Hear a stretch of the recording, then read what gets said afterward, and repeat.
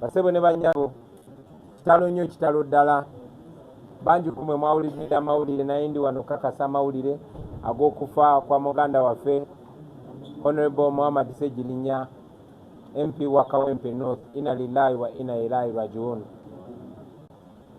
Ssegirinya mwenna abasinga mwalaba ebyetoolebwa kukwatibwa kwe kutulugunyizibwa oluvannyuma okufa kwe yakukulumanga yemulugunyanga ebiseera bingi naye kubanga yali musaazisaazi bantu bangi balowoozanga nti Ssegirinya yalinga mukusaaga naye ffenna tulaba embeera gy'ayitamu yemaliriza emuse kitalo nnyo kitalo ddala. Ebyokuziika kwa Ssegirinya sofa biyimidde bwe biti. Olwaleero tugenda kuma olumbe era tugenda mukungubagira ku kitebe kyaffe ekya National Unity Platform Makerere Kavule okutandika ne ssaawa 10 enkya ku makya ssaawa 3 agenda kutwalibwa mu Parliament y'eggwanga assibwemu ekitiibwa ng'omubaka wa Parliament egyo tunaava ssaawa ez'omutuntu ate bamusaalire ku muzigiti Embogo tunaavaawo tugende mu maka ge ekasanga tijanaasula. Tujja kuvaayo tumutwale e Masaka era ng'agenda kuziikibwa lunaku olw'Essande e Masaka endagiriro ejja kuweebwaweebwa. Tukimanyi bulungi nti Ssegirinya abadde musajja Muisiraamu era nga ssaamu nnyo eddiini y'ekitiibwa.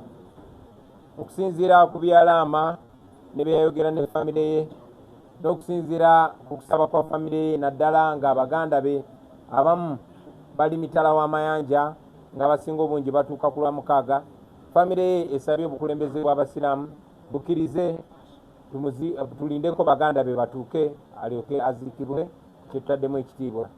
Kitalo nnyo kitalo ddala basebo ne bannyabo abawagizi ba Ssegirinya abamwagala ababadde akiikirira naffe bakulembeze banne. Mukama tusaba musasire byonna ebyamusobako mwoyo gwe akulamuze ekisa ebisigadde tunaba tubibategeeza. Inna lillahi wa inna ilaihi rajiun.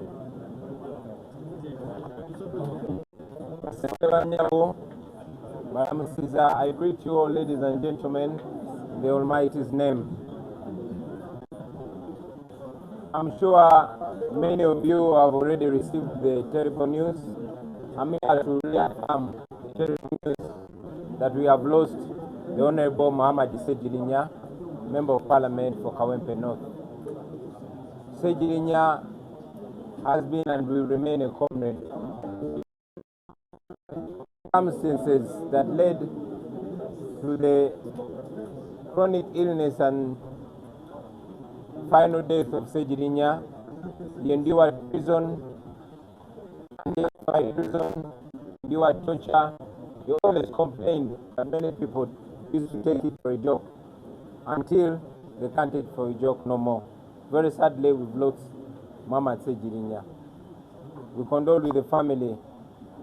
The tentative program is that we shall hold a vigil this evening beginning at 4 p.m. at the National Unity Platform headquarters. We shall spend the night here with our brother.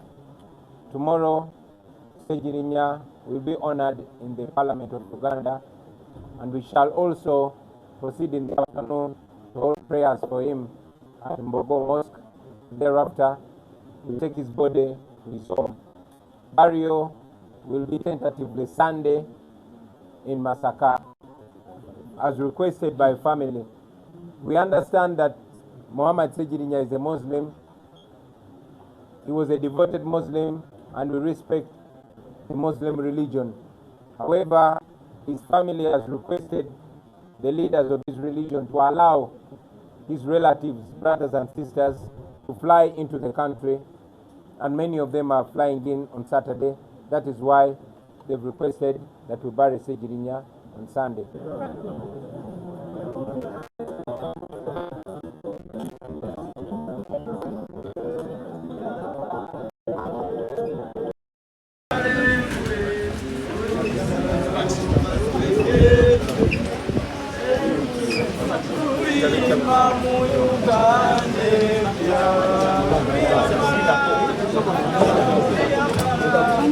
oli omuvubuka yambadde awo yabadde akwata wali kamera naawe abali mu gundi ya red tuli ku gaali Zembalaba tuli ku gaali muli ku gaali